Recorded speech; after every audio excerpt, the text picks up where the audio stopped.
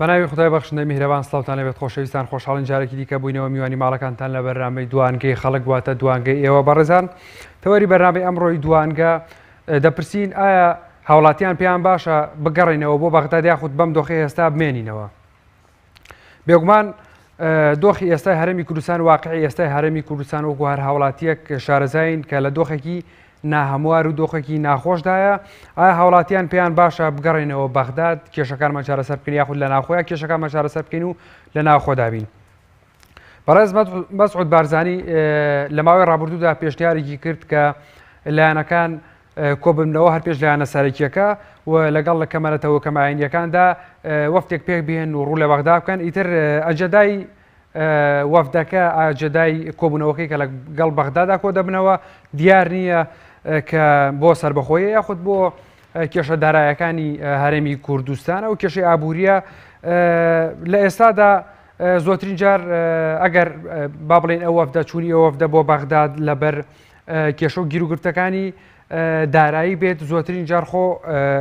بەڕێز مەسعود بارزانی باسی لەوە کردووە باسی لە دەوڵەتی سربەخۆ کردووە یاخود باسی لە سربەخۆی هەرێمی کوردستان کردووە. بەڕێزان بۆ چوونی هاوڵاتیان چییە؟ بۆ چوونی هاوڵاتیان چۆنە لەسەر ئەم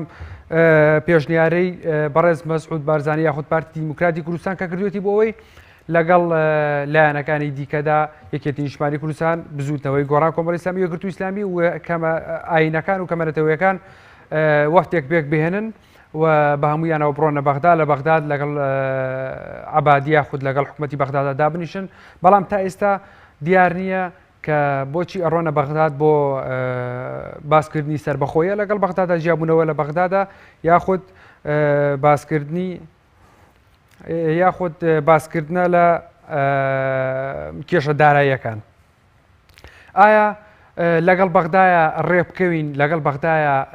کێشەکانمان چارەسەر بکەین ڕێ بکەوین لەگەڵ بەغدایە یاخود لەگەڵ بەغدادا یاخود هەر ئاوا بمێنینەوە لەم دۆخی ئێستادا بمێنەوە کە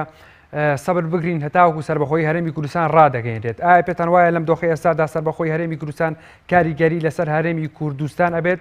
کاریگەری لەسەر قەیرانەکانی هەرێمی کوردستان دەبێت کاریگەری لەسەر ژیانی تۆی هاوڵاتی دەبێت؟ ئایا بەگەڕانەوەمان بۆ بەغداد دەتوانین چی لە ژیانی تۆی هاوڵاتی بگۆڕێن؟ ئایا پێتان باشە بگەڕێنەوە بەغداد یاخود هەر ئاوا بمێنینەوە هەتاوەکو سربەخۆی ڕدەگەێنین؟ لەگەڵ ئەم قسەیەشدا لەگەڵ سربەخۆیشدا هەندێک پێیان وایە سربەخۆی هەرێمی کوردستان بێگومان هەر حیزبێک هەر نەتەوەیەک یاخود با بڵین هەر تاکێکی کورد ئەگەر کوردیش نەبێ هەر تاکێک هەر مرۆڤێک پێی خۆشە لە چوارچەوەی دەوڵەتێکی سربەخۆدا بژی ژیان بکات. بێگومان کەس دژی سربەخۆی هەرێمی کوردستانیە بەڵام هەندێک لایەن جیاواز لە پارتی دیموکراتی کوردستان پارتی دیموکراتی کوردستان زۆترین جار باسی لەوە کردووە کە سربەخۆی ڕابگەێنرێت باسی لەوە کردووە پارتی دیموکراتی کوردستان کە ئەم کاتێکی گونجاو بۆ ڕاگەیاندنی سربەخۆیی هەرێمی کوردستان بەڵام هەندێک لایەن بە دیاریکراوی هەر چوار لایەنەکەی دیکە یەکێتی نیشتمانی کوردستان بزوتنەوەی گۆڕان کۆمەڵی ئیسلامی یەکگرتووی ئیسلامی لەگەڵ ئەمە دانین چۆن لەگەڵ ئەمە دانین بەوەی کە هەندێکیان لەگەڵ ئەوە دانین کە لەم ئەم وەختەی ئێستا بۆ ئەوە باش نییە بۆ ڕاگەیاندنی دەوڵەتی سربەخۆی هەرێمی کوردستان باش نییە. هەندێکی لایەنێکی دیکە پێی وایە کە دەبێت نێوماڵی کورد ڕێک بخەینەوە ئەنجا باز لە دەوڵەتی سربەخۆی هەرێمی کوردستان بکەین کاتێک خۆمان نێوماڵمان شێوە بێت چۆن دەتوانین دەوڵەتێک ڕابگەێنین کە سوودی یاخود بتوانین تێدا بژین لەو دەوڵەتی کە خۆمان تیایان ناکۆکین. هەندێکی دیکەش پێی وایە کە بۆ نمونە وکووتمان کات گونجاو نییە یاخود دەبێت ماڵی کوردیەک بخرێتەوە یاخود دەبێت چارەسەری کێشە دارایەکان بکرێت چۆن دەتوانێت بەم هەموو قەیران و کێشانەوە باز لە دەوڵەتی سربەخۆ بکرێت یاخود سربەخۆی ڕابگەێنرێت. بەڵێ بەڕێزان با بڵێن ئەم بیکەینە خاڵێک ئەم قسەیە سعدی ئەحمەد پیرە من بۆ خۆم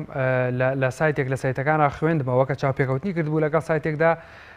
پرسیاری ئەویان لێ کردبوو ئایا پێت باشە بگەڕێنەوە بەغداد ئەمە دوانگە یاخود ڕوانگەی یەکێتی نیشتمانی کوردستانە لە بۆچوونی یەکێتی نیشتمانی کوردستانە کە بگەڕێتەوە بەغدادیان نەپرسییان لێ کردبوو ئایا یەکێتی نیشتمانی کوردستان پێی باشە بگەڕێنەوە بەغداد یاخود سربەخۆ نەوت بفرۆشین. ئەویش لە مەڵامدا وتبووی پێم باشە لەگەڵ بەغداد ڕێ بکەوین بگەڕێنەوە بۆ بەغداد لەبەرەوەی لەگەڵ بەغداددا $10 قازانجا وەک لەوەی کە لەگەڵ تورکیایە سربەخۆ خۆمان نەوت فرۆشین $10 قازانجا و هەروەها بەغدا لە ١٧ دەداتێ ئەمجا شەفافترە و باشتر هەموو لایەنێکمان زانین چەندەیە بەڵام ئێستا لەم کاتا ئاشتی ئەورامی نەوت دەفرۆشێت کەس نازانێت چەندەیە بۆیە پێی باش بوو کە بگەڕێنەوە بۆ بەغداد ڕاستەخۆ لەگەڵ بەغدادا مامەڵە بکەین یاخود نەوتەکە ڕادستی کۆمارای سۆم بۆ یاخود ڕادستی سۆمە بکەین بۆی نەوتەکەمان بۆ بفرۆشێت بەگەڕانەمان بۆ بەغداد سەعەدی ئەحمەد پیرە ڕایگەیاند کە بەغداد خاوەن سیادیە دەتوانێت قەرزی نێودەوڵەتیمان بۆ بکات بەڵام ئایا تورکیا لەگەڵ ئێراندا دەتوانێت قەرزمان بۆ بکات ئەمە قسەی سەعەدی ئەحمەد پیرە بووتی کە ئێمە ئازمونمان لەگەڵ یاخود بڵێن شکستمان هێناوە لە فرۆشتنی نەوتدا لە فرۆشتنی سربەخۆی نەوتدا بۆیە پێمان باشە بگەڕێنەوە بەغداد و لە ئێستادا لە پەرلەمانی عێراق بە دیاریکراوی یەکێتی نیشتمانی کوردستان بە پاڵپشتی لایەنەکانی دیکە هەر چوار لایەنەکەی دیکە لە غێری پارتی دیموکراتی کوردستان لە پەرلەمان کێمان لەگەڵا بەڵە بەڕێزانجین لای پەیوەندیەک باوکی جەبارمان لەگەڵا لە سلێمانیەوە فەرموو کاک جەبار ئێوارەتان باش هەموو کاتێکت دەستخۆشی بەرنامەکەتان لێتم بەڕێی من نەک بچینەوە سەر بەغدا پێویستە داوا لە ئەم حیزبانە و سەرکرداناکەن ئیتر بەسە وازمان لێ دێنن خەڵکی ڕاپەڕینی نەکرد بۆ ئەم وەزعەکەتەی بکەوێت معقول نییە یعنی خەڵکی ئاوارەی عەرەب لەبەر چاوی ئێمەوە نەوەت وەرگرێ مناڵەکانی ئێمە لە سەرمایە هەڵە دەرزن نەتوانێت یعنی بە ئەو نێکێکە لە دەرەوە 47 دۆلارەکە فێرە بە 50 دۆلارەکە ناگەن بە خۆمان ئەمە ئەگەر مەسەلا یاریکردن بە عەقڵ و شعوری ئینسانیەت نەبێ ئەمە چییە؟ بۆیە من داوا یعنی بەڕاستی داوا لە سەرکردەکانەکەم ئیتر بەسە وازمان لێ بنن بڕۆنەوە بپێچنەوە خۆ حافیزتان بێت لەکوێ هاتون بڕۆنەوانێ وازمان لێ بن با بە ژیانێکی ئاسایی بژین لەگەڵ عەرەبا بێت لەگەڵ تورکا بێت لەگەڵ فارسا بێت زۆر باشترە لەم ژیانە داوا لەم قیامەوە داوا لە کوردانی ئێران و تورکیا ئەکەم عاقڵ بن وەکو ئێمە مەبن عاقڵ بن وەکو ئێمە مەبن ئێستاکانە کوردەکانی ئێران ناتوانن بە هیچ شێوە بناخوارە ڕێکەون ئایا سێنێ چیان لێ ئەبینیت چیان باشیان لێبینی کە لەمانەی ئێمە خراپترە بن یان کوردانی تورکیا دوا پەکەکە کەوتون دوا هەچ لایەن نەکەوتن بەڕاستی بەسە دانیشتن بە عەقڵی خۆتان وەکو ئێمە بیاکەومە بن دەستخۆشی بەرنامەکەتان لێکەم زۆر سپاس بۆ واکی جەبار لە سلێمانیەوە لەگەڵمانە بووی سپاس بۆ پەیوەندیەکەت ئێستاش دەچینە چەمچەماڵ دەچینە لای کاک یوسف کاک یوسف سڵاوت لێوێ سلام علیکم علیکم السلام و رحمة الله دەستخۆشی بەرنامەکەتان لێبم زۆر سپاس بۆ کاک یوسف یادەدەم دەخۆشی بن وەڵا من بەرەتا دەستخۆشی لە حەیدەرابادیەکەم بەڵێ هیوادارم لەسەر ئەم خاڵانەی بەردەوام بێکردن هەموو ڕێگەیەکی لە کوردستان دەچوو وەک دەرکن سەر بەغداد بەڵێ بەخا حکومەتێک کتێکێنە ئەوسا لە مووسڵ دووەزەمان گراب مەعاش وەزەمانگی داوەتێ کە لەشە دەستی داعشا بووە بەڕاستی حکومەتەکەی ئێمە ناتوانێت نیو متەدابی بکات هیوادارم حەیدەرابادی بە هیچ شوێنێ لێت کوردستان بگەڕێتە سەر بەغا بەخۆی نەوتەکەی بفرۆشێت وەزیرەکەی کە ئاشێرەمێ بڵێت ئەگەر نرخی بێت لۆرا بێتە 100 دۆلاری ناتوانین بۆتە دابین کە دەستخۆشی بەرنامەکە لێ بکەین. زۆر سپاس بۆ کاک یوسف لە چەمچەماڵەوە لەگەڵمان بووی سپاس بۆ پەیوەندیەکەت بەڵێ بەڕێزان ئێوەش دەتوانن لە تۆڕی کۆمەڵایەتی فەیسبوک لە پەیجی پەیام تیڤی بەشداریمان لەگەڵا بکەن یاخود بە سەرنج و بۆ چوونی تێبینیەکانتان بەرنامەکەمان بێگومان دەوڵەمەندتر دەکەن و هەروەها دەتوانن لە ڕێگەی ژمارە تەلەفۆنەکانمانەوە کە لە سەر شەشەی کەناڵی ئاسمانی پەیام دیارە دەتوانن پەیوەندیمان پێوە بکەین ئەم بابەتە بەیەکەوە گفتوگۆ بکەین بەڵێ بەڕێزان ئێستاش دەچینە لای کۆمنتانی کە لە تۆڕی کۆمەڵایەتی فەیسبوکەوە بۆمان نووسراوە یاخود بۆمان نێردراوە تاهیر یاسین دەڵێت دەسەڵاتدارە بێباکەکانی کوردستان هیچیان بۆ خەڵک نەکردووە لە دەرەوەی خزمەتگوزاریەکانی بەغداد بۆیە خەڵک باشترە بگەڕێتەوە بەغداد تاهیر یاسین بۆچنی وایە خەڵک باشترە بگەڕێتەوە بەغداد خالید شارستانی دەڵێت پێویستە بیر لە داهاتوو بکەینەوە بەغداد موازنەی کەمی کردووە پێویستە سوود لە دەرامەتی ناخۆ وەربگیرێت و گۆڕانکاری ڕیشەیی بکرێت خۆ ئەگەر بەم شێوەیەش نەبێت سڵاوێکی دووەستانە لە حەیدەرعەبادی بکەن و بێتوانایی خۆیانی بۆ دەربخەن خالید شارستانی ئەوها دەڵێت دەچینە لای کۆمنتێکی دیکە هەیام هەورامی دەڵێت سەرەتا پێویستە ڕێک بکەون ئەنجا وەکو ئێستا بن بەس هیوادارم ڕێکەوتنەکە ئەو ڕێکەوتنەی کە دەیکەن نەبێتە هۆی ئەوەی کە ئیتر بڵین ئەمە بە تەواوی کێشەمان بۆ دروست دەکات کورد بە تەواوی بگاتە بۆ ئەوی کورد بە تەواوی بگاتە ئامانجەکانی سەرکەوتوو بن دووبارە. بەڵێ جەلال جەباری دەڵێت لە 100% لەگەڵ ئەوەدام کە لەگەڵ بەغدادا ڕێ بکەوین، لەگەڵ بەغدادا ڕێ بکەوینەوە و دوور بکەوینەوە لە سربەخۆ فرۆشتنی نەوتە کە شکستمان تێیدا هێناوە و لە حکومداریمان پێ ناکرێت. جەلال جەباری وا دەڵێت، کەمال محمود دەڵێت پێم باشە لەگەڵ بەغدادا ڕێ بکەوین، کەریم فاتح دەڵێت نەوەکو ئێستا بین و نە لەگەڵ بەغدا دەمێنینەوە بەڵکو دەبێت سربەخۆ ببین. کەریم فەتاح ئەوها دەڵێت بەڵێ بەڕێزان دووبارەی دەکەمەوە ئێوەش دەتوانن لە ڕێگەی تۆری کۆمەڵایەتی فەیسبوک لە پەیجی پەیام تیڤ بەشداریمان لەگەڵا بکەین یاخود کۆمنتەکانتان سەر بۆ چوونی تێبینیەکانتان بۆ ئێمە بنووسن. بێگومان من بەشێکی لێرەدا دەخوێنمەوە و هەندێکیشی وەکو ئێستا دیار لەسەر شاشە کەناڵی ئاسمانی پەیام بە دەردەکەوێت و دەتوانن لە ڕێگەی ئەو ژمارە پەیوەندیانەوە پەیوەندیمان پێوە بکەن گفتوگوی ئەم تەوەرە یاخود گفتوگوی ئەم بابەتە بکەین بزانین ڕای هاوڵاتیان چیە لەسەر ئەوەی کە ئایا ئێمە بگەڕێنەوە بەغداد یاخود نەخێر بەم دۆخی ئێستا وەکو ئێستا بمێنینەوە کە هەرێمی کوردستان لە دۆخێکی زۆر نەهەمواردایە بۆ ئەوی کە موچە نیە خەڵک سەرەتای تری مافی خۆی وەرناگرێت. ئەمە لێرەدا ئیشمان بڕیاردار نییە لەسەر شتەکان، بەڵام خۆی دیارە کە موچە مافێکی سەرەتایی هەموو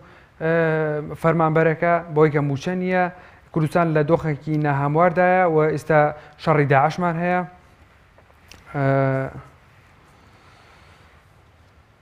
ئێستاژە چنە لای پەیوەندێکی تەلەفۆنی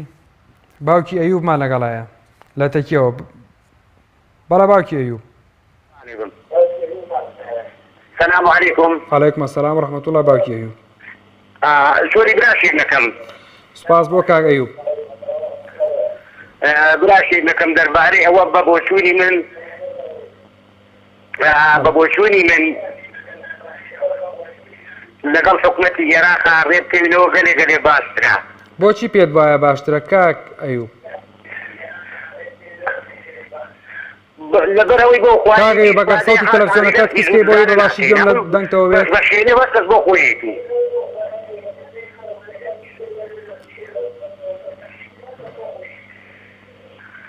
بەس بە شوێنێ وەرکەس بۆ خۆیەتی ئەم فەقیر وەزارە باسی وەڕ نیت کەسی ئیسفادە لەم دار و دەستەی یەکێتی و پاسی ناکات. بەڵێ بەڵێ باوکی ئەیوب.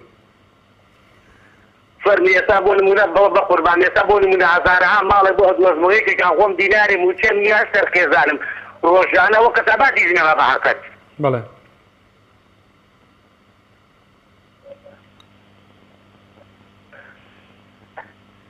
اینجا هیوادارم با پێ بڵێم بە خۆیانە بچنەوە بەسە بەڕاستی وا خەڵک بێزار بووە. بەڵێ باوکی ئەیوب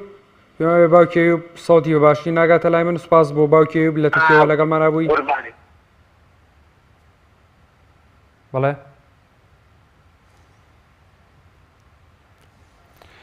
کاک عەلیمان لەگە سەرچین لای پەیوەندێکی دیکە کاک عەلیمان لەگەڵایە لە شارە زوورەوە. فەرموو کاک عەلی. ئەم کاتتان باش؟ هەموو کاتێکت. لە ڕاستیە بە بڕای من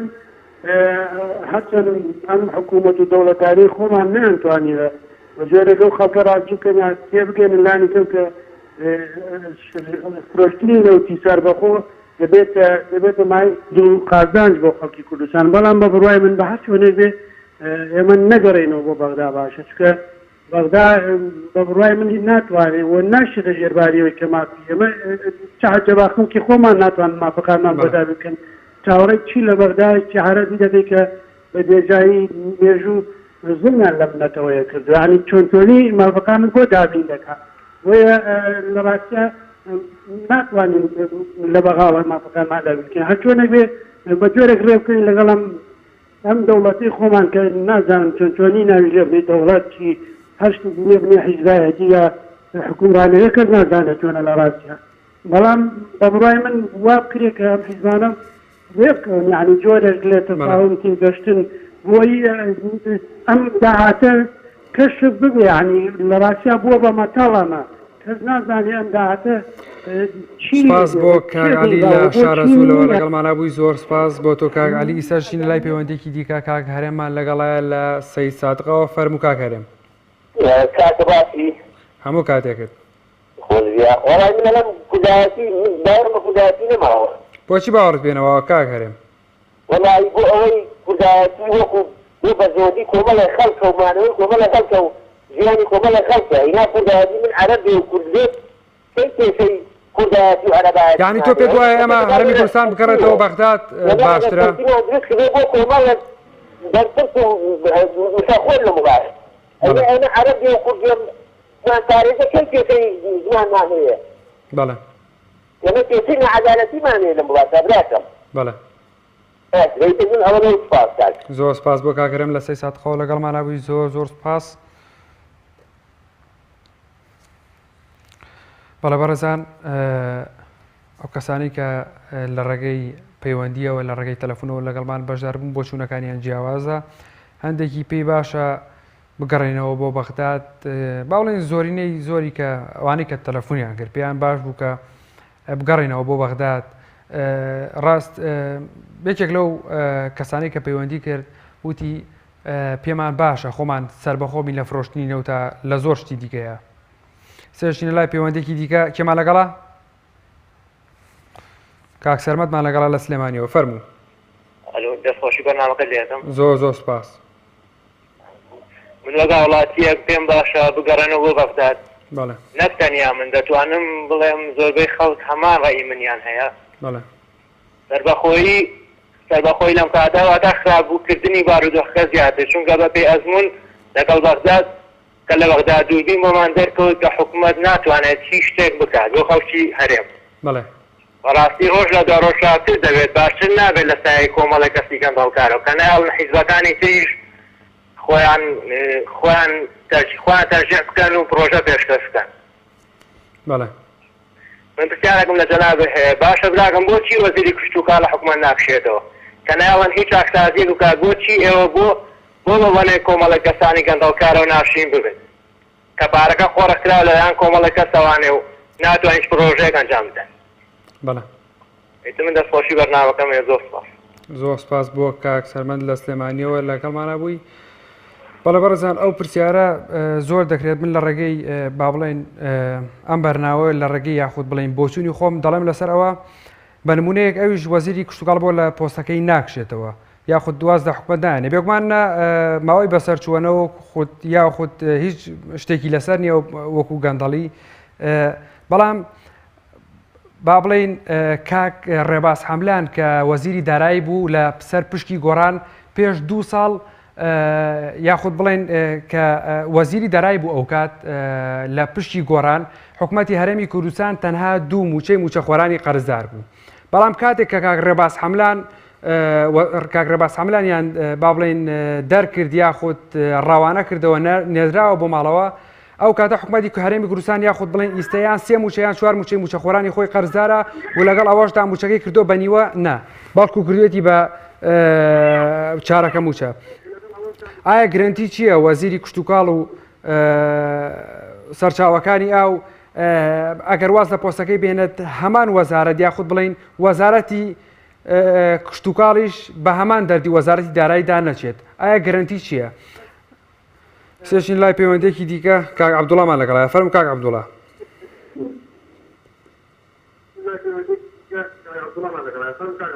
السلام عليكم. عليكم السلام ورحمة الله. كاك والله بمينه ليرانا لبرويني وانا في شريفين. بلى. لبرويني وانا في شريفين. بلى. اما اذا ما صار بالجوي امشي على بخير ان شاء الله. هذا سنة كان ايران سنة وانا دي وانا قلت ده كون يا جماعه يعني بما انه بس لما شو بس خير مكان وانا لناوسن وانا بركاشي وانا بيسن بلان اجت ما شيء حتى يمشي عادي مني حاجه شيء مش مانا قال بره عندي بما انه بس يعني انا بشوف خير مكان وانا لناوسن. سپاس بۆ عەبدوڵڵا سپاس بە کاک عەبدوڵڵا لەگەڵمانە بوو. سپاس بۆ پەیوەندیەکە. دیسە چینە لای پەیوەندێکی دیکە کاک سەرکەوتمان لەگەڵا لە شارە زوورەوە. فەرموو کاک سەرکەوت. کاکە سڵاوی خۆی دەبێت. سڵاو لە جەنابیشت. خوا دەبێت. کاک وەڵای من پێمەوە بگەێنی بۆ بەزودی کاکە زۆر قەندازمەوە. بەڵێ.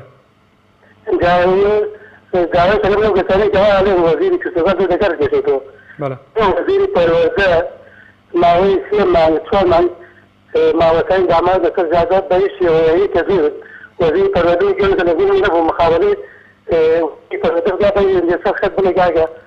بۆ وەزیری پەروەردە دەکار ناگەشێتەوە. بەڵێ. ئێستا ئەو وەزیری گشتنامە ئەگەر سەرباها کۆمەڵی بێ ئەو خەڵکە بۆ دیانی بەس کۆمەڵی ئیسلامی بڕێ چەند باقە نامێت. بەڵێ. سپاس بۆ کاک سەرکەوت لە شارە زوورەوە لەگەڵمانە بوو. سپاس بۆ پەیوەندیەکەت. بەڵێ بەڕێزان زۆرترین جار باس یاخود ئەو پرسیارەکرێت کە وەزیرەکانی کۆمەڵی ئیسلامی بۆ لە حکوومەتی هەرێمی کوردستان ناکشێنەوە بێگومانەوە پەیوەندی بە بەدڵنیایەوە پەیوەندی بە ژیانی تۆی هاوڵاتیەوە هەیە وەکو ئەو نمونەی کە هێنامەوە کە کاک ڕێباز حەملان کە لە پۆستەکەی کشاوەتەوە و دوایەوە چی لێ هاتووە کە وەزارەتی دارایی و ئێستاش چۆن نیموچە وەرەگرن. سەرچین لە لای پەیوەندێکی دیکە کاک هاوڕێمان لەگەڵا لە سلێمانیەوە. فەرموو کاک هاوڕێ. کاک هاوڕێ.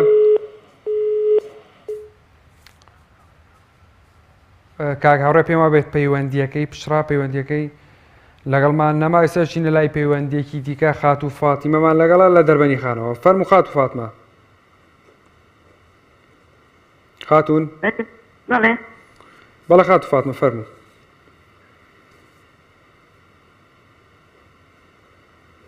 خات و فاتمە. بەڵێ کاتێک ئەم کاتەوەش هەموو کاتێکت. برای بەڕێزم بانگێکی کوردستان هەرێمێکی عالەمیان کوشت هەموو داما و دەربەدەر و هەڵقەسەسان بووە. عالەم ڕقی ڕۆژەیەکێ ڕقێ بات و ڕۆژەیەکێ خۆی ئەکوژێ. ئەوە حاڵ وەستا خەم خەڵکی کوردستانێکایە مانەوەی چی وەمول بەدەی راپۆرتەکانی گاکتۆران و کاکعەلی و NRC و هەموو وەڵام مناڵێکی کوردستانی جەوازانی نەوتی کوردستانیان هەمووی فرۆشت و میان زیو بە تەمەن بیرە نەوتەکانی بفرۆشن. کاکێکیان سەرۆکی چی نەسەربایەتی خەڵکی کوردستان کە نەگوێ لە خوا ئەگرن نەگوێ لە پێغەمبەر ئەگرن. باش خات و فاتیمە من و توی هاوڵاتی یاخود هاوڵاتیان چیان لەسەرە بۆی کە گوێ لە خەڵک بگرن بۆی کە داخوازەکانی توی هاوڵاتی پەسەند بکەن یاخود گوێ لە داخوازەکانی توی هاوڵاتی بگرن. برای بەڕێزم گوێ لە کەس ناگرن نەگوێ لە خەڵکی کوردستانە نەگوێ لە خوا پێغەمبەر ئەگرن نەگوێ لە هیچ شتێکەگرن هەڵبژاردنیش ناکەن. خەڵک ئەم داخەی هە لە دڵا بۆیان ئەوە تا بفتەی کە عالەمی بەم هەموو دەردە بن کەس ژیانی بۆ نەماوەتی بۆ نەمات بێ نەوتی پێ نافرۆشی نەوتی هەر بە پارە پێ نافرۆشێ نەوتی کوردستان خۆیەتی دەستی یورۆ بەسەری عەڵەیهی باوکیانێ. ئەوە حاڵ وەس ئەو خەڵکەیکایە کاتێکیان ئەوە ساڵێک و 5 مانگە پولێکی نەدا بە پیرەشن بێوەشن. ئەوە فەلاح مستەفا هینە کاڕێتی لای خۆی ئەوە بەرپرسی پەیوەندیەکانی دەرەوەیە مافی ئافرەت نازانم چی لەسەر مافی ئەورەت داگۆکیەکەن داگۆکی چیەکەی تۆ خۆ ئافرەت و کوشتێ پیرەشن و بێوەشنی داما ئەوە ساڵێک و 5 مانگە پولێکی نەداوە پیانە هاوکاریەکی 150 بوون لە تاوژێری خەبەر ئەوەی بڕون عالەمیان کوشت ئەکەن بە پەلی کەم ئەندامە فڕی ئەدەن. سپاس ولزان اخلاق والله سپاس بۆ خات فاتیمە لە دەربەنی خانەوە لەگەڵمانەوەی سپاس بۆ تۆ سپاس بۆ ئەوە باش زۆر زۆر باش لەبە قوربان. بەڵێ سپاس بۆ تۆ خات فاتیمە زۆر سپاس بۆ تۆ. بەڵێ بەڕێزان ئەچینە لای پەیوەندێکی دیکە کاک حسێنمان لەگەڵا لە سەید سادقەوە. فەرموو کاک حسێن. کاکجان سلام علیکم. عەلەیکوم السلام وڕەحمەتوڵڵا کاک حسێن یا فەرموو. صحفني كاكجان ايش لما سلكنا اقرا شي لا كردستان شي لا بغداد ايش لما سلكنا اقرا پێ دوایە ئەگەر بگەڕێنە بۆ بەغدا و کوێشتا هاوڵاتیان نیموچە وەرەگرن نیموچە و 2 مانگ 3 مانگ جارە موچە وەرەگرن ئەگەر بگەڕێنەوە بەغداد یاخود بەڵێ حيث لما سلكنا اقرا حيث جات امني التي يما يا كرع يا كرع عزتي لا تتم على ادات بەڵێ يدي جاو خوك سيسي واجا أخذناك وقصة كما السلام عليكم.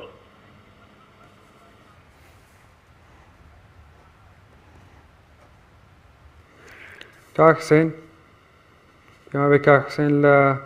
سەی ساتقەوە پەیوەندەکەی پشترا کاک حوسێن پێما بێت لای خۆتەوە پشرا ئێستاش دەچینە لای دایکی محەممەد بەڵە دایکی محەممەد فەرموو بەڵێ کاکەکەم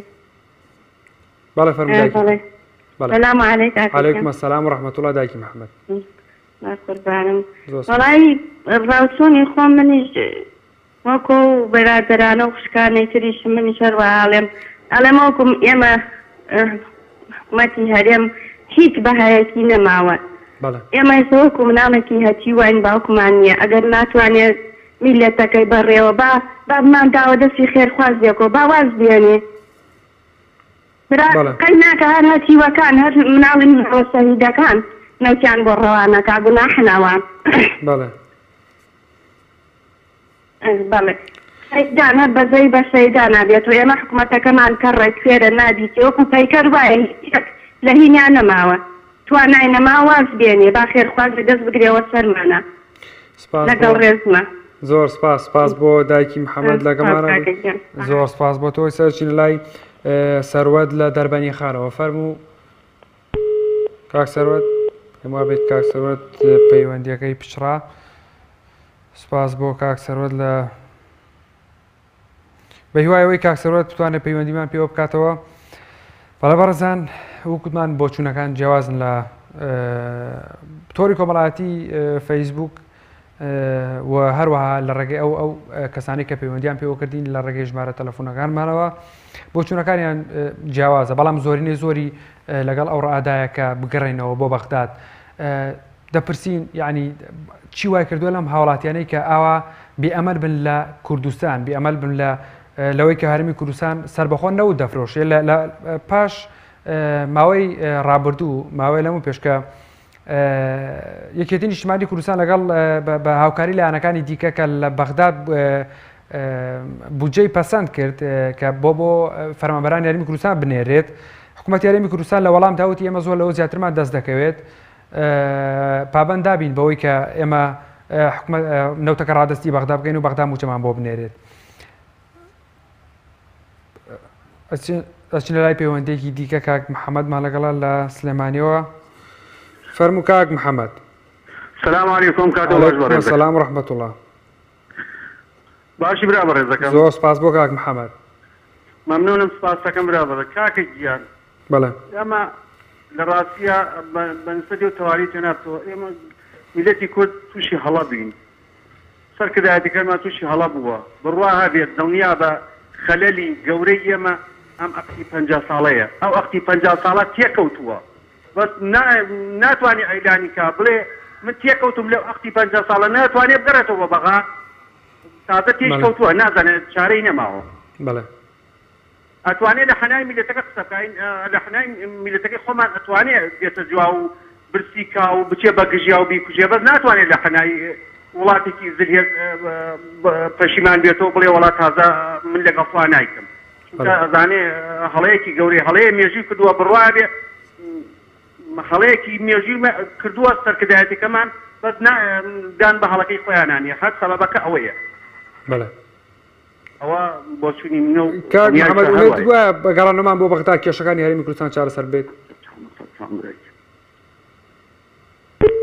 کاک محەممەد پێما بێت پەیوەندەکەی بشرا سپاس بۆ کاک محەممەد کە لەگەڵمانە بووی ئێستاش دەچینە لای پەیوەندێکی دیکە کاک چالاکمان لەگەڵا لە تەکیەوە فەرموو کاک چالاک ئالۆ بەڵێ کاک چالاک هەموو کاتێک هەموو کاتێک وەڵی بەڕای من وەکو خوێندکارێک پێم وایە لەگە بەغدا بمێنێ باشترە لەبەرەوە سیرەکەی حکوومەتەکەی ئێمە تا ئێستا 6 مانگە 4 مانگە موچە نادات لەبەرە پێما باشە لەگە بەغدا بمێنەوە لەبەرەوەی حکوومەتی ئێمە سەرۆکی هەرێمی کوردستان تا هیچی بۆ کورد نەکردووە بەڵام من هەر عەبادی باشترە هەر عەبادی باشترە بۆ کوردستان لەبەرە تۆ تا ئێستا موچەی 3 مانگە نەداوە چەندان خۆ پێشبەری خارجچینە 4 مانگە ماچماوە نەگرتووە ئەم بەچی قانونێ یعنی پێت باشە بگەڕێنەوە بۆ بەغداد بێتە خۆشی لە بەرنامەکەتانەکەم بێ خۆحاش سپاس بۆ کاک چالاک لە تەکیەوە لەگەڵمان بەڵێ بەڵێ بەڵێ بێ بەفەما باشترە بەڵێ بەڵێ سپاس بۆ کاک چالاک لە تەکیەوە لەگەڵمانە بووی سپاس بۆ پەیوەندیەکەت بەڵێ بەڕزان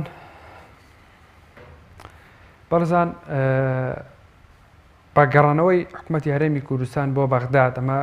بۆچوونێکە کە دێڵێم و هەندێک بۆچوونی دیکەژەیەکە گەڕانەوەی حکوومەتی هەرێمی کوردستان بۆ بەغداد زەرە لە کوردستانەیە بەوەی کە حکوومەتی هەرێمی کوردستان بۆیان چۆن ناتوانێت نەوتی خۆی یاخود خۆی بەڕێوە ببات کە نەوتەکەی خۆی سەر بەخۆی فرۆشێت بەڵام ناتوانێت موچە خۆرانی بدات و هەروەها هەندێکیش پێیان وایە بەگەڕانەوەی حکوومەتی هەرێمی کوردستان بۆ بەغداد ئەچینە لای پەیوەندێکی دیکە کێمان لەگەڵا بوو کاک مەحموودمان لەگەڵا لە دەربەنی خانەوە فەرموو کاک مەحموود ئەم کاتە باشدران هەموو کاتێک کاک مەحموود باشی بە قوربان زۆر سپاس بۆ کاک مەحموود بەداوام لە تەوارەکەی ئەمڕۆ طبعاً شتێکی ڕوون ئاشکرای گەڕانەوە بۆ بەغا لەم دۆخەی ئێستا باشترە بەڵێ بۆچی پێ دوایە بەڵێ کاک محەممەد بۆچی پێ دوایە گەڕانەوە بۆ بەغدا باشترە بێت گوزەران بێبەش بووین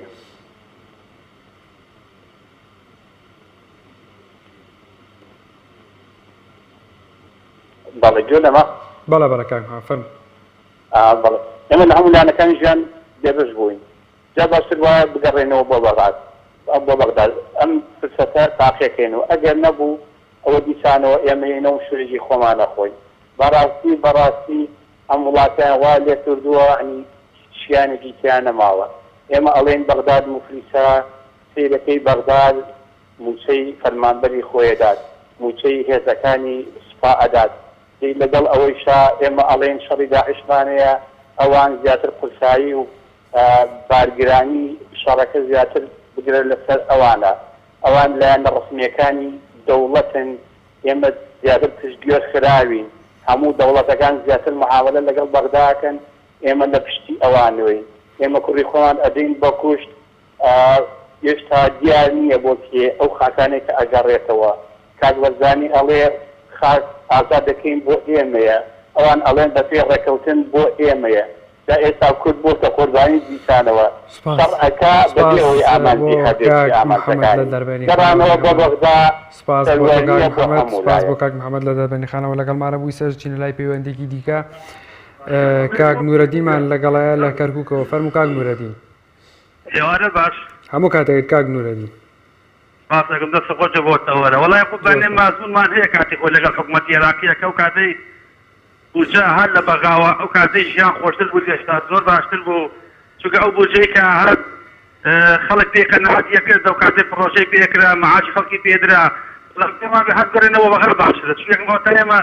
نەوتی خۆمان ئەڕوا کەس نازانێ پارەکەی بۆ چێ چتە گیرفانی چیەوە من بێمە بچینەوە بەغەر باشتر بەڵێ کاک نورەدین ئەی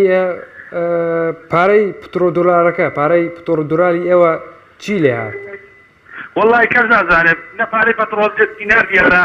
نە پارەی نەوت دیارە هیچ شتێک دیار نییە زۆر سپاس بۆ کاک نورەدین لە کەرکووکەوە لەگەڵمانە بووی سپاس بۆ پەیوەندیەکەت ئیستا چینە لای پەیوەندێکی دیکە کاک خالیدمان لەگەڵا لە ڕانیەوە فەرموو کاک خالید کاک خالید بەڵێ فەرموو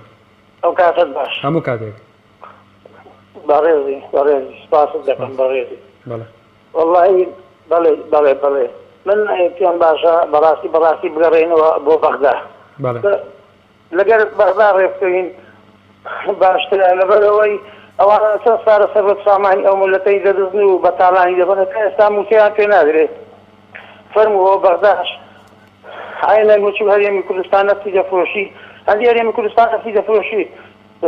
موچەی پازدەم ئەوەی دەداتن پازدەم محافەزەی دەدا ئەوانە کەسی موچەی سێ محافەزەیان پێ نادرێت وایە یان نا بەڵێ سپاس بۆ کاک خالید لە ڕانیەوە لەگەڵمانە بووی لەگەر بەغدا ڕێککەوین و سپاس بۆ پەیوەندەکەت کاک خالید یانە کاگەر لەگە بەغدا ڕێککەوین ئەوە زایڕوا بمینێتەوە پێویستمان بە خەباتێکی سەکداری هەیە بەڵێ سپاس بۆ کاک خالید لە ڕانیەوە لەگەڵمانە بووی زۆر سپاس ئێستاچین لای پەیوەندێکی دیکە شەیما خاتونمان لەگەڵا لە سلێمانیەوە فەرموو خاتوو شەیما السلام عليكم. عليكم السلام ورحمة الله. دەستخۆشی بەرنامەکە لێ یەکەم زۆر سپاس بۆ خاتوو شەیما سپاس بەڕێز شت بەڕاستی بۆ هەوارەکەت برای پرسم بەڵێ ئێمە ئەزمونمان لەگەڵم حکومەتی خۆمانە گەڕانەوەمان بۆ بەڕاستن لە سەر شتێکی زۆر باشە چونکەیت نەبێ ئەم پەرلەمانتارانەی لایەنەکانی تریشکە لە باشان ئاگداری ئەو داهاتە کە دەنێدرێ بۆ بینوان هەر پێش ئەم واڵزە نەوتیان خۆ هەر فرۆشتۆ داهاتی هەرێمیان هەر بخوان هەڵگرتووە یا بۆیە ئێستاگە ئێم بگەڕێنەوە باشە بگەڕێنەوە بۆ بەغداد هاوڵاتیان برەوە شتێکی زۆر باشە بەڵام حکومەتی هەرێمیش قەدەوە ناکە لەبەرەوەی ئەمە زۆر بۆ خۆی هەموویشی هەڵدەگرێ و هیچ کەسێکیش نییە بۆ خۆی بەدووت خۆی لە شوێ دایانە لە باخەکانی دەرەوە دایانە بۆ خۆی چیکەکان نا ئەمە خەڵکیش بە خۆی دێدەنگدان شتۆسەی دیری خۆی داوەتە دەست قەدەر و دەست خۆشکان دێتن زۆر سپاس بۆ خاتو شێما لەگەڵمانە بووی ئێستا چینە لای پەیوەندێکی دیکە خاتو ڕووناکمان لەگەڵە لە سێ ساعتەوە فەرموو خاتو ڕووناک کاکەگیان چۆنی باسی زۆر سپاس بۆ خاتو ڕووناک وەڵی کاکەگیان هەموومان فەقیرەکەی گیانی بە بایعەکە بوو لە بەغاوە ئیساوەتیان نەیەڵا ئاغا دەرەبەکەی ئەو ساکە دەرەبڕن بۆ خاتو ڕووناکەی بایعەکە ژوەر ناگرن خۆزەمانتارەکان 5 ملیۆن و 9 ملیۆنیان هەیە سمەت وەدی فەقیر و هەزانیانە تەسلیمی بەغامان کەن و عەبادی لە هەموو کوردێک ڕاشتێکە بۆ خەڵک خاتو ڕووناک خۆت دەنگدا بەڵێ ئەی بۆچی ڕەخنە لە پەرلەمانتارەگریت والله ما رخنا لا حزب كان هنيه قرب حزب تاعي خوشي قيبه حزب اسلامي كان مش حزب اسلامي كانش زوهم يدمان بايو بو بس طبعا انا بخرج وران كوتو ان وران شتيكي بو ميله تفقير هزاره بله دوای خاتو ڕووناک کۆمەڵ ئیسلامی چی بکە بۆی دڵی تۆی هاوڵاتی ڕابگرێت دەبێنە عوسمانێ بەڵێ لا لە فەقیر و هەزار ناگەنەوە دەدەپێن ساکە ناغادەرەبەکی ئەوسا تۆگەیان لە فەقیرە برایگیان بەڵێ سوپاس بۆ خاتو ڕووناک لەگەڵمانە بووی سێچینە لای پەیوەندێکی دیکە کاک جلالمان لەگەڵە لە پێنجێنەوە فەرموو کاک جلال برایگیان ئەم کاتە باش هەموو کاتێک کاک جلال فەرموو کۆرسیا بەنامە جوانە لێتم زۆر سپاس بۆ کاک جلال برایگیان وەڵایی 100 بەرنامە 100 شدا بنێ ئەمانە کەڕن بەڵێ کەڕ ئەبێ بە هیچ جۆرێ حاڵی بوونیان نییە ئێمە تا زووە تاوەکو ملەتەکەمان لە وەختێکا کە قەیرانیش نەبوو حاڵی خراپ بوو بەدەست و تەمەنیەوە بەدەست سەختی ژیانەوە ئەمڕۆکە کە ئەم قەیرانیان داهێناوە بەناحەق بۆ ئەم ملەتە ئێمە نەک بگەڕێنەوە بۆ بەغا ئەگەر بەغا ڕووسێک دێ ئێمە بچینەوە بۆیە چونکی ئێمە لێرەت بە کوتمان ئەیەن ئەمجارەوە یەکێکیش لار بجوڵێتەوە قاچی ئەشکێنن برای خۆشەویست و بەڕێزم ئێمە وەختێکە لە لادێ بووین پێشمەرگاها باوکمەی ڕۆڵە ئەمانە هەچی سەیریانەکەم بە ڕەحمەت بێ باوکمەی و ئەمانە بەخوا لە گرگەتن بەخوا بەکەتێنیان دەنیان پێبن ئەما ڕازە تا قسەکەی هاتەدی ئەمڕۆ پیرێژنمان هەیە بۆ دەنچێ حەب کەوتووە لە ئەزا پارەکەی پێرێدی کرێت بەڵێ سپاس بۆ کاک جلال لە پێنجێنەوە لەگەڵمانە بووی زۆر سپاس بۆ پەیوەندەکەت بەڵێ سپاس بۆ کاک جلال لە پێنجێنەوە لەگەڵمانە بووی سپاس بۆ پەیوەندیەکەت ئێستاش دەچینە لای پەیوەندێکی دیکە محەممەدمان لەگەڵە لە تەکیەوە کاک محەممەد فەرموو محەممەد لە تەکیەوە بەڵێ بەڵێ فەرموو ئەو کاتەی زۆر سپاس بەڕێزم زەحمەت نەبێ شتێکم هەیە لەسەر تەوەرەکەتان هێژ هەیە وەڵا بگەڕێنەوە بۆ بەخا باستێ بەڕێیەمە لەبەرەوەیکەوە بازارێکی زۆر تاقیکەین وەردای چیە بێ بەڵێ تێبینێکی تریشم ئەوەیە بۆ هەر سێ حزبەکەی ئۆپۆزیسیۆن بەجێ تاکە لە حکومەتەکە بەشدارن لەم هەفتەیەدا شتێک نەبوو لەسەرم سێ حزبەکە ئەگەر شەریک نین لە حکومەتە بۆ ناکشێنەوە بۆ تاکۆتاکە ڕووکردنەوەیکی واتان نەداوە بە جەماوەتەکەی خۆتان ئەگەر بەشداری لە حکومەتە هەی بۆ شتێک ناکەن ڕووکردنەوەیکی واتان نەداوە کە تەنەعەت پێکردن بی چونکە ئێمە بڕامە بن کاک محەممەد من ئێستا ڕوونکردنەوەیەک دەدەبێت کاک محەممەد حزبە پاکن بەڵام کاک محەممەد مان نەدی لێتان کاک محەممەد بام ڕوونکردنەوەی بەم بە جەنابەت ئەتوانیت لەسەر هێڵبمێنیتەوە یان نا بەڵام ڕوونکردنەوەیەک تێمێ توانیت گوێ بگریت کاک محەممەد وەزیری دارایی کاک ڕێباز حەملان کە لە پشتی گۆڕانە کاتێک ئیزندرا لە حکوومەتی هەرێمی کوردستانەوە ئەو کاتێک کاکرەباس حەملان وەزیری دارایی بوو تەنها حکوومەتی هەرێمی کوردستان 2 موچە قەرزدار بوو بەڵام کاتێک وەزیری دارایی لادرا کاکرەباس حەملان کە لە پشتی گۆڕانە ئێستا حکوومەتی هەرێمی کوردستان 3 بۆ 4 موچەخۆرانی خۆی قەرزارە موچەکەشی کردە نیوە نا کردیە چارەکە موچەکەشی کردە چارەکە موچە چ گەرنتیە هەیە وەزارەتی کشت و کاڵ ئەگەر کاک با بڵێن کاک عەبدولستان بەرچی ڕەنگەمومان بیناسین واز لە پۆستەکەی بهێنێت وەزارەتی کشت و کاڵیش وەکو وەزارەتی دارایی تاعتیم نەبێت گرنتی چییە بۆ ئەمە تەنها ڕێی خۆمە تەنها بۆ چوونی خۆمە پێتەڵم بەڵام گرنتی چی ئایا گەر وەزارەتی کشت و کاڵش بە هەمان دەردی وەزارەتی داراییدا بڕوات تۆی هاوڵاتی ئەبێت چۆن وەکو وەزارەتی دارایی زەرەر لێ بکەوێت چۆن دڵنیا بە تەسیری لەسەر ژیانی تۆی هاوڵاتی دەبێت ئێمە وەکو جەماوەری ئەم سێلانە کە بڕوامان بەس ئەگەڕاتون کە یارمەتیدا وەکو جەماوەری ئەم سێلانە کە بڕوامان بەم سێلانە بوو ئەم سێلانە شتێکی مقنعەکەیان نەداوەت لەمە ئەجات خۆیان لێ بەدەم کردووە کابرا وتی ئەگەر بەڵگانێ باشی بڵێ ئاشتی هەورانی ئەی ئێمە چی داوێتە دێ ئەو ئێمە ئەوەمان ئێمەمانی یەک لایکەنەوە ئەومان نەوێکانی ئەوڕوو کردیان ئێمە خۆمان نازانین ئەوێ بچینە لای ئاشتی هەورانی پێمان بڵێ دێوە شەریکی دیافشەریکی ئێمە ناتوانین خۆمان جوابی پرسیار بدەینەوە سوپاس بەڵێ بەڵێ بەڵامەوەتان یاد نەچێت بەڵێ سپاس زۆر سپاس بۆ کاک محەممەد لە تەکیەوە لەگەڵمانە بیسەرشین لای پەیوەندێکی دیکە کە یادگارمان لەگەڵ هەیە فەرموو کا یادگار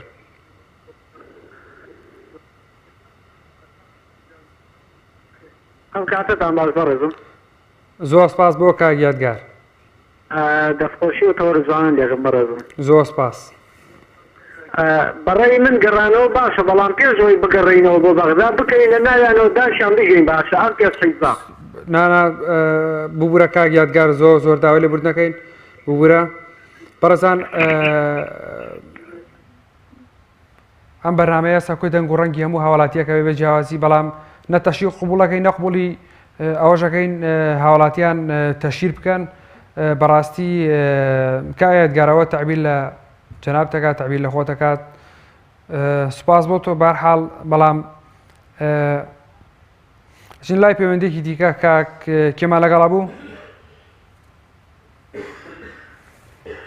کاک ئارازمان لەگەڵایە فەرموو کاک ئاراز براکەم سلام عەلەیکوم عەلەیکوم ئەسسەلام و ڕەحمەتوڵڵا کاک ئاراز فەرموو براکەم وەڵڵاهی لە بارەی ئەم ئینەوە بەرنامەی تۆ دەستخۆشی لێەکەم زۆر سپاس بۆ ڕاستەکەی هەموو شتێکەکەی لە کوردستانە بەڵێ بەس ئەوە نییە یاسا نییە ئەگەر یاسا سەربەر بووایە هەموو شتێک جێبەجێ لەبەرەوەی بێ سەرۆبەرەیەکە لە کوردستانە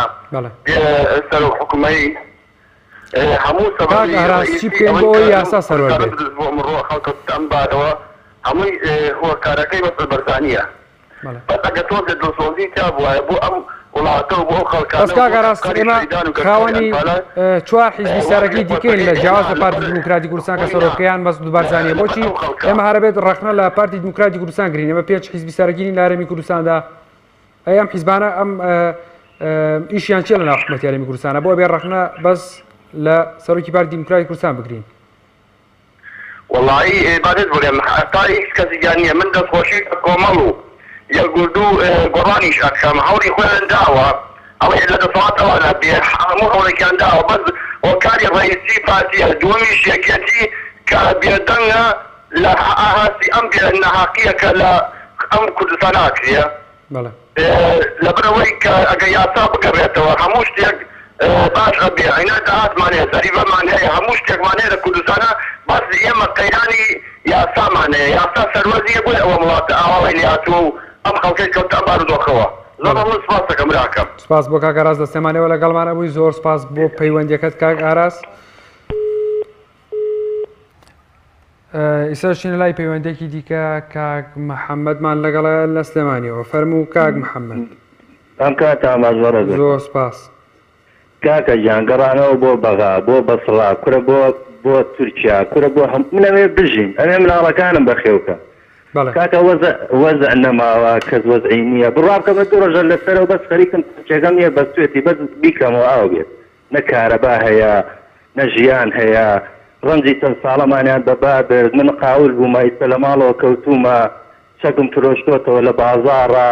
هیچمان نەما چەند ساڵە ڕائەکەین ئەم وڵاتە وێران بووە چی بکەین نازانێ حلێکمان بۆدان چی بکەین ئەی هاوڵاتی کاک محەممەد چی لەسرە توی هاوڵاتی چیت لەسرە ئەی ئێمە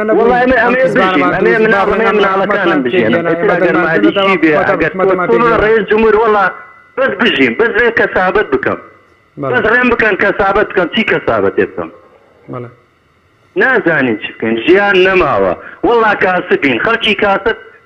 چۆتە دواوە خەڵکی دوو لە ڕووی کۆمەڵی خەڵکی سەقەت کۆمەڵە خەڵکی ناکاسب کۆمەڵە خەڵکێک نازانن کەسابەت چییە نازان ئیش چییە هاتونەتە پێشەوە نازانم کاسبکارەکان دەوڵەمەنەکان بۆ نایان تۆزە بێنە دەنگ ئەم خەڵکە هەر وێران بووە کاکە وەڵا متوان مناڵم هەیە وەڵا بەیانیانت بەپێچن بۆ مەکتەب پارەمان پێ نییە کەوا تەکسیێکی وە بگرم پاسەکە وازمان هێناوە کاکە کە مقاول بوومە لەم شارەیە وەڵام باوکی محەممەد ناوی خۆم نایەنم کاکە ئیفلاسم کردووە تەکەم لە بازارە بە نێو قیمەت فرۆشتوەتەوە خەرزار بوومە خانم فرۆشتووە بەنزی خانم فرۆشتووە ژیان نەما سپاس بۆ باوکی محەممەد لە سلێمانیەوە لەگەڵمانە بووی سپاس بۆ پەیوەندیەکەت ئێستاچینە لای پەیوەندێکی دیکە لە شارە زۆرەوە بەڵێ فەرموو ئەم کاتە باشە قوربان هەموو کاتێکت بەڕێزی برای من ئافو لە تەلوەردەوە داوامەکەم ئەمە سێ ڕۆژە هاتوومەتەوە بۆ ماڵ ئاو نییە خۆمی پێ بشۆمی تر گەڕانەوە بۆ بەغدەستی گەڕانەوەی بۆ کوردستانی چی کەرەکە بۆ بۆ لاوارەکە ڕێز چی بارەکە بۆ لای کەرەکە یەکێکە ئیتر ڕاقەی بۆ بەغدادی چی هەر دوێر بگەڕێن بۆ بەغداد خەڵکی گەندەر قبول ناکات اون جێگاریە چوارسە بەس ئیمانی هەبووە خەڵکی گەندەر بۆ چیە بەغداد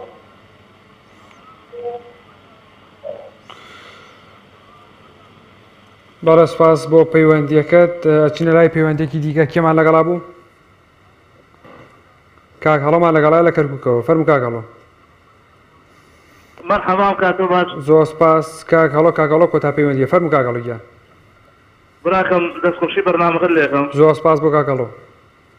وەڵای برای بەڕێزمەمانە بەس خۆڵەکەنە چاو خەڵک ڕۆژە بەناو حکومەتی کوردی و ڕۆژە بەناو ئەوە ڕۆژە بەناو شەڕی داعش و خەڵکیان وێران کردو خەڵکشتی برسیە خەڵکشتی بێپارەیە بێکارەبا فەرموو ئەو جێشی حکومەتی عێراقی شەڕی داعشەکات هەژدەم پانزدەم حافەزی لەژێ دەسەر ڕاچۆداتە هەمووی کێشەی نییە ئەی خێر ئەمان ڕۆژی ملیۆن نییە بەرمین نەوتە فرسن موچەکەش نادەنەوە خەڵکە بەس خەتای خەڵکە یەکجا خەڵک بەعام ڕافەڕێتەوە ئەمانە دەرکێن هیچ حەلێکمان نەماوە بەڵێ يعني بالراسي خلق بيزارة بالراسي خلق تحملي نما خلق أم قبل شهر داعش ويشتان توزع قبل قناة خلق زور برشانة زور هلاكات زور ما فصلتها كان منية وكهرباء نود بوش للستانات تايس اللي نود نداو ديك شنو سپاس بۆ کاک هەڵۆ لەگەڵمانە بووی سپاس بۆ پەیوەندیەکەت بەڵێ بەڕێزان ڕێزی محەممەد کەمال و تاوای هاوکارانم قوڵ فەرموو تا بەرنامەیەکی تروبەیە گەشتەوەیەکی تر بەخوای گەورەتان ئەسپێرم خواتان لەگەڵ